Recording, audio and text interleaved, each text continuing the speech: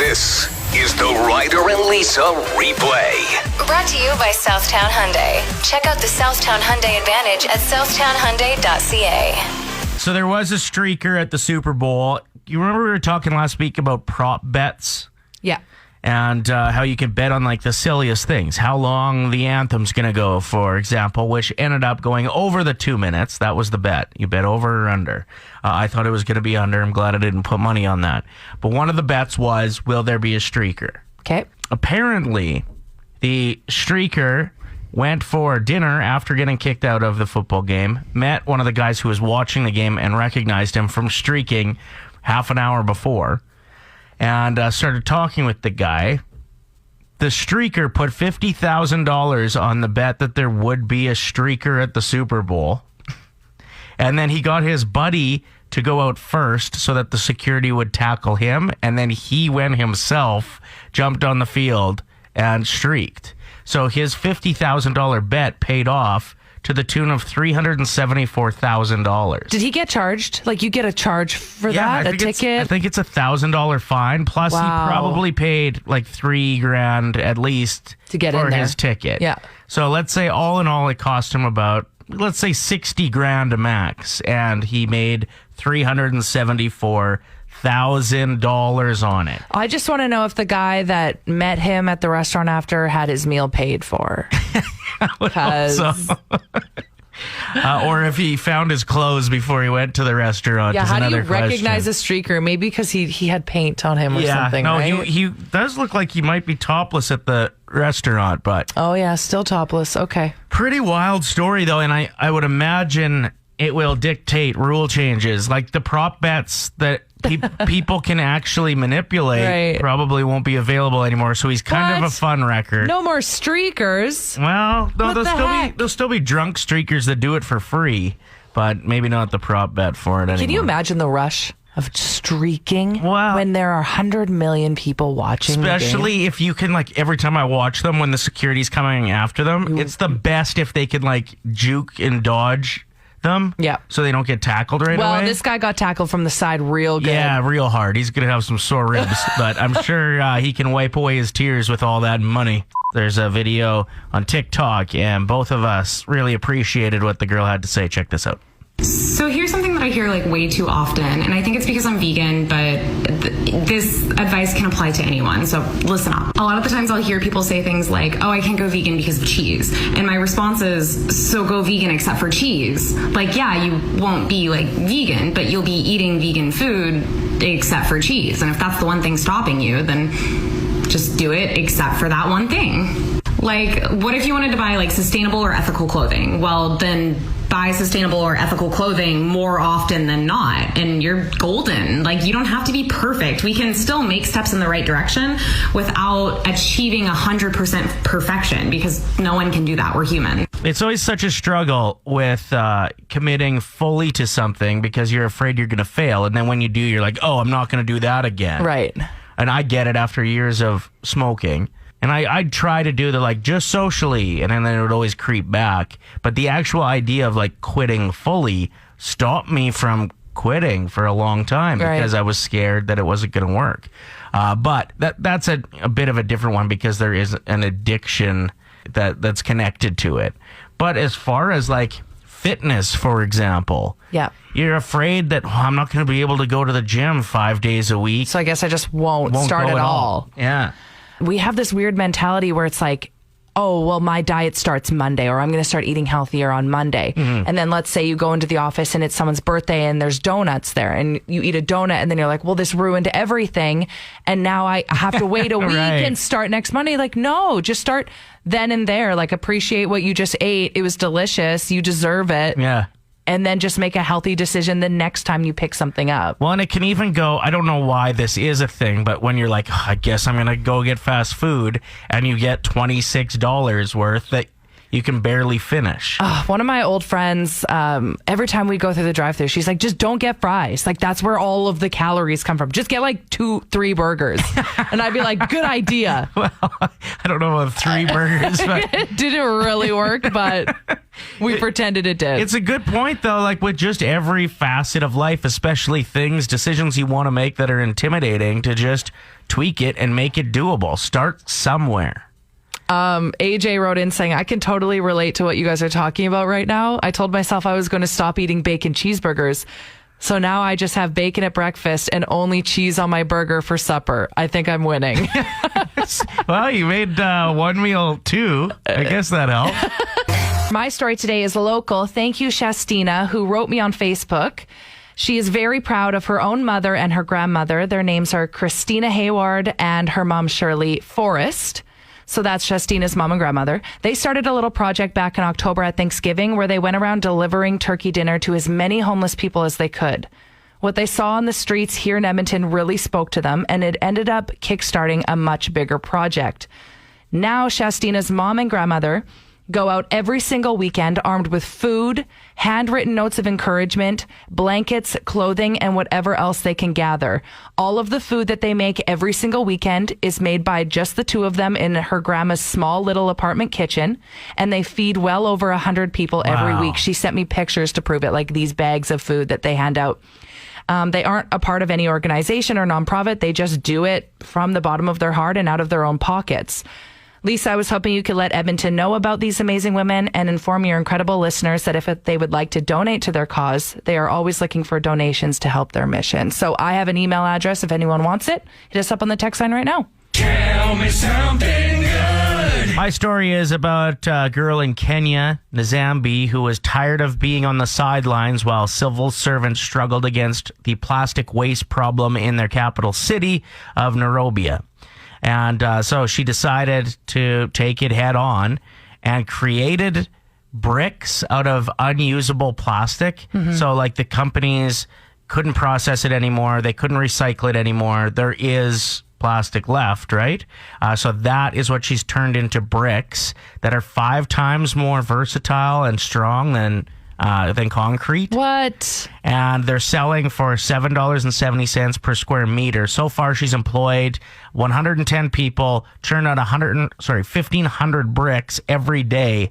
They've recycled about 20 metric tons of plastic waste since the company was founded. Amazing. Awesome stuff. Tell me something good. The world is talking about this Britney Spears documentary now on YouTube and Hulu. You watched it last night. I did. It was really sad. Yeah, like you look at Britney now, if you haven't seen her Instagram, if you head over there and look at any of the videos, you'll just see that she just seems broken, would be the way that I described it. Like she's really trying to hold it together. She's trying to stay positive, but you can tell that like the last 20 years is just really worn on her. So her dad has been in control of her money for the past 13 years. She can't make any decisions at all. And basically this documentary started because of the Free Britney movement, which was like Britney Spears fans being concerned after seeing her Instagram and knowing that she didn't have control of her money or have the proper custody of her own children. And so just a lot of people are talking, like her old childhood friend who was like her manager, assistant, who went with her everywhere because her parents couldn't travel with her when her career first started. They're not even in touch anymore. Like you watch this documentary and this woman looks like she lost a friend, and she's like reminiscing about their good times, worried about where she's at now. Britney Spears isn't even in this documentary because, again, her father is in control of everything, every move that's made.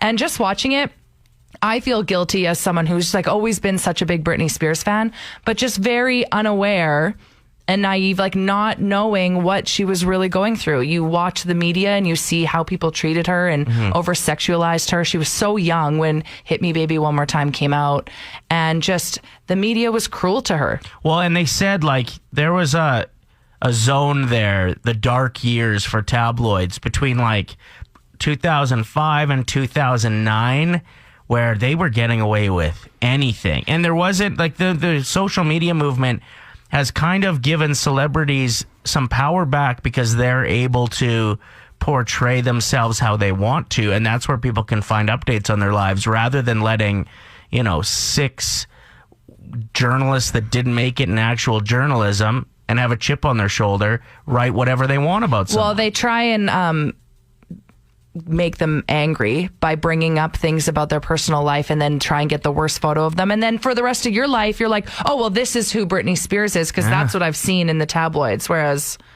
it would have been nice for her to be able to be in control of her own social media back then, too. Well, it's interesting because I was just kind of watching over your shoulder. You were on the laptop at the house watching it, and I caught one part where they were talking about when Britney shaved her head and how that was portrayed as like, well, Britney's gone off the deep end. She's crazy. But actually, the move to shave her head was like her sick of being told what to do and about being sexualized and about how everybody thought she needed to act a certain way. And it was kind of her taking back her freedom, which I never knew that. And it's because exactly like how it was portrayed. But she had a rough stretch. Like her big years were right in that time frame when the tabloids were just awful. Well, and those pictures that everybody knows of her with her shaved head holding the umbrella and like her angry face, that picture made that paparazzi a lot of money, but they were catching her at a very bad night. She was trying to see her kids. Kevin wouldn't let her into his mansion. Right. And she was in a bad mood. Well, we've all had nights like that. Exactly. It's so sad. Anyway, so Framing Britney Spears is a documentary that you can watch. I watched it last night. It's about an hour. And it just kind of shows, like Ryder said, the time capsule of all the casual sexism that happened in the early 2000s. I'm still worried about Britney. I say it all the time. I'm like, I'm worried about her. Yeah. Where's she at now? Well, and you were saying that there's even a movement since this was released for an apology from Diane Sawyer because they showed some clips of her interview with her and they were just awful. She was ruthless with this girl who is so vulnerable. And I guess that's what I've learned the most over the last, 5-10 years. Watching some of these celebrities like the Amanda Bynes thing, Lindsay Lohan, Britney Spears, it's just how vulnerable humans are and how, like, when I was younger, I thought that wealth and fame was a shield to things like paparazzi, where you just deal with it if you can get a Ferrari. Yeah, it's disgusting what we do and what we say to people or about people just because they're in the public eye. Yeah. So it's just a great reminder to be kind. A107. So I'm a little torn here. Is getting gifts for your kid on Valentine's Day a thing? Okay, if you get your kids gifts or if you got gifts from your parents growing up, please let us know right now on the text line because I'm convinced that your daughter has planned this. Like last year, she got you a gift and now you feel guilty. Well, I didn't think that you did gifts for your kid on Valentine's Day. And then, I found out last minute that she had something for me. So I rushed out to like the drugstore and picked up a couple things. Okay, but wasn't it just like an art project she did at school, like a heart with your name in it, or did she? No, I think she also had like convinced her mom to buy Lindors for me or something. Oh wow, okay, yeah, expensive taste. Indeed. So, is it a thing though? Because like to me, the fact that kids celebrate Valentine's Day in any facet, I've talked about this lots, I just find it strange. No, like, it's a holiday based around romance. No, it could be based around love. Okay. But what's the difference? Yeah, well, like kids have changed it, so it's around love, so they get gifts. Like they're good at this.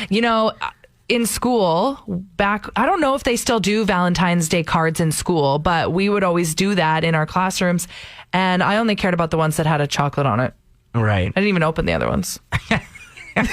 Just like doing the shake of the envelope and then throwing them away. This one's useless. This one's pointless. Oh, this one has a Hershey's Kiss on it? All right. I always found it kind of funny, too, that there was like 7 different cards, like total options. So you would always get like 3 of the same ones, and then you're supposed to laugh every time. And they would just sign their name. There would be no actual like, hey, thinking of you, or you're my favorite. Nothing, just their name.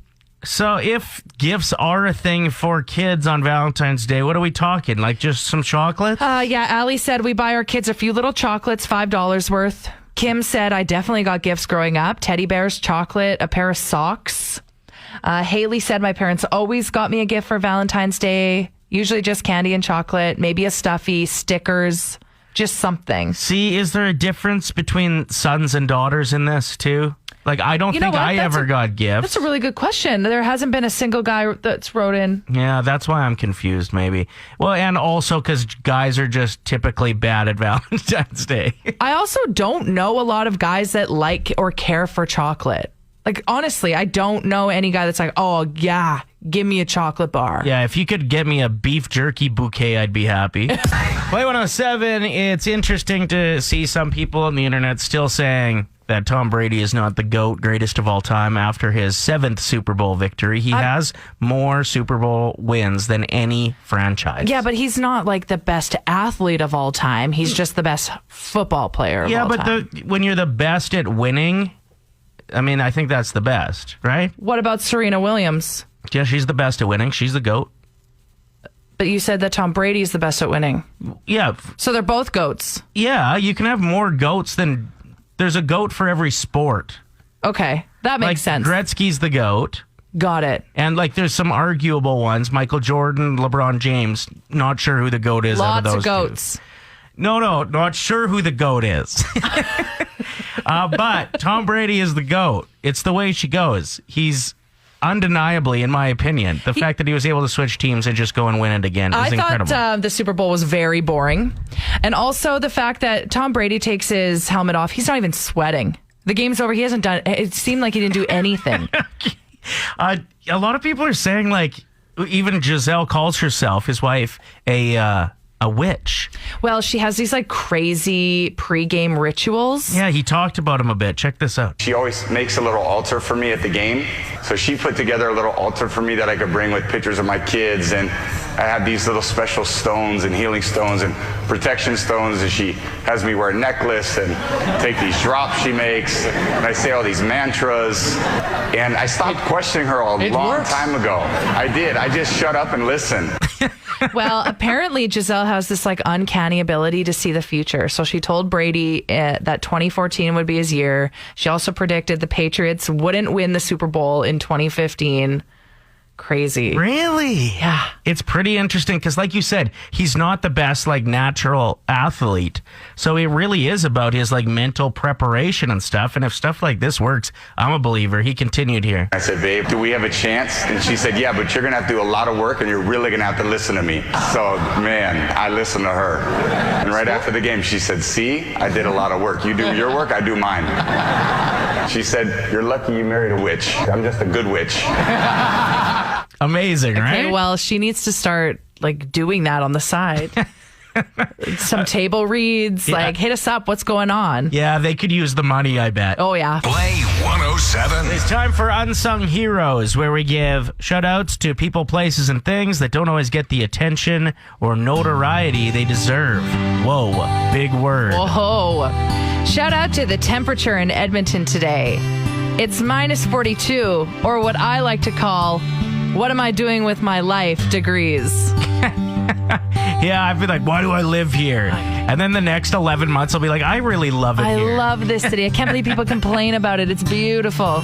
Shout out to when it's so cold that you become numb in all 4 cheeks when you go outside. Yeah. Shout out to Tom Brady, who literally looked bored during the Super Bowl. Maybe next year we should play Tom Brady's team versus 2 teams at once, just to spice things up. Good idea. He'll still win.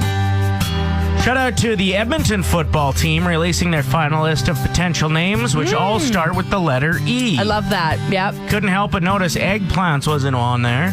The Edmonton Eggplants. Just think of the mascot. Hilarious. Shout out to Bitcoin stocks soaring after Tesla invested billions. Ugh, and you were just going to invest, weren't you? All of us. But we procrastinate. That's what we do. Also, we don't understand Bitcoin. Shout out to weather like this, making soup and baths so much better. Ooh, yeah. Not together, though. No. 1 out of 10, fam. Would not recommend. Ever since getting TikTok, I just want to give a shout out to 15-year-olds who now have the same editing skills of someone who graduated from film school back in 2010. Yeah, but legit. it's free. But it's free to have TikTok. And finally, shout out to the vaccine rollout taking so long in Canada. Maybe they should use Amazon to distribute it. They're dropping things off before I finish confirming my order. Think of how quickly they could get the vaccine out. Wow. Okay, I have one more. Can I just do it? Yeah. Because it's not going to be relevant tomorrow. No, go ahead. Of course. Shout out to everyone that made buffalo chicken dip for the Super Bowl. Literally the easiest thing in the world to make, yet the success of its tastes make you feel like you're Rachel Ray or you're Guy Fieri, or you could take them on in a cooking competition. Yeah, except for yesterday, the day after Super Bowl. Sure wasn't good. More like super bowels. All right, we're doing the Delovery service where Lisa and I will hand deliver a prize to make up for the fight that you pick with your significant other on the radio. So we're doing this all week. Yes. If you think you have a partner that you could fire up in a minute or less, get at us and we might just be calling you, setting it up, and then calling them unknowingly. Yeah, and this is the prize. We have a flower arrangement from Flowers on 50th, which is that amazing local shop that gave away free flowers to anyone named Karen. Oh, yeah. So funny. $75 credit towards a stay at West Edmonton Mall's Fantasyland Hotel and $50 to spend at Central Social Hall. So we have Dave ready to rip. He's going to tell his girlfriend that he's going fishing on Saturday, even though they're supposed to move that day. Hey, how's it going? Good. I talked to Adam this morning. I forgot to tell you we're gonna go fishing for a bit on Saturday. I forgot to tell you that earlier. We're gonna go fishing for a bit on Saturday. Me and Adam. I just talked to him this morning. No. This Saturday? Yeah, this Saturday. Just for a bit though. Like probably half the day at least. No, you're not. Why? Because you said you were going to help on Saturday. I'm moving, remember? And Yeah, you're we moving are, all but- Brandon's stuff. We thought we were gonna do most of it Friday, but we're just gonna go for a bit on Saturday. Are you kidding me? No. Okay, well, you know what? Adam can fish you out of the river. Like, I'm seriously done. Goodbye. Hello, hey, Raquel. She hung up. Okay. We should probably let Dave go so he can... Yo, I think we got to call her back. You think so? Yeah. Okay. Yeah. Okay. Call her back. Oh, she's steaming, I bet, right now. Hello. Hey, Raquel. Raquel, hang on. Hi. It's Ryder and Lisa calling. We're with Dave. Well, we're not with Dave, but he's on another phone line. He's at work. We're at the station, but we just have something to confess. Oh, We're launching a contest called the Delovery service, where if you pick a fight with your significant other and they get mad enough, Lisa and I will actually deliver your prize pack to your front step. you're kidding. So he's not going fishing. No fishing has been planned. And we have an awesome prize for you. Okay, well, thank you. Oh, that's funny. Yes. You're lucky, Dave. I'm telling you. I mean, solid burn with the whole fishing him out of the river. Yeah. Like 10 out of 10 content. That's where he was going. Man, people are passionate about soup. Oh, if you start bringing up soup recipes, It's the best. at least one person in the room will be like, let me send you the recipe that I found. And it's usually something they saw on Pinterest. It may be something that their grandmother used to make them. And it's always going to be delicious. I posted just asking what kind of soup I should make today on my Facebook, and like the comment section is lit, and I'm so hungry. Soup fever. And I'm so excited. The only problem with it is soup. The payoff's not real quick. Like if I was really excited for a pizza pop, you have like the instant gratification, right? I do have a tip for any soup makers out there, which I thought more people knew than they did, because I posted this on my Facebook and people are blown away. What is that? But it's if you might make a rice soup or a pasta soup, to just cook the noodles or the rice separately and just put them in the bowls before you serve them, not into the pot. That way you don't end up with like the mush. Like rice pate mush. Yeah, I tried to do a crock pot soup once, and I put the rice in at the very beginning. And then I got really excited to check on it 4 hours later, and it was like porridge. See, It yeah, was exactly. So bad. I threw it out. So I if you couldn't just eat it. keep the rice and the noodles separately, then you can just put them in accordingly. That way, if you're feeling like a fairly hearty soup, you could put more in. And if you just feel like warming yourself with broth and a little bit of rice or pasta.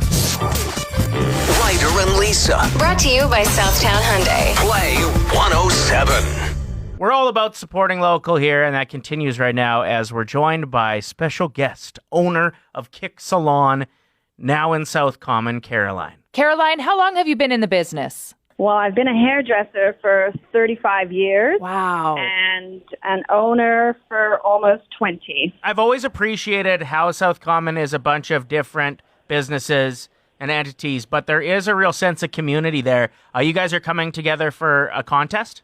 Yes, we are. Yes, it's the South Edmonton Common Love Yourself contest, promoting how you're going to do self-care for the month of February. Awesome. And so the prize associated with this is actually you get to enjoy a few of the different businesses. Absolutely. Yeah. I'm excited to be a part of it, being a new salon too, because it helps to promote my business. So they're working with a hair salon, a clothing store, and a restaurant, which is perfect because you need all those three anyway. So Totally. Yeah.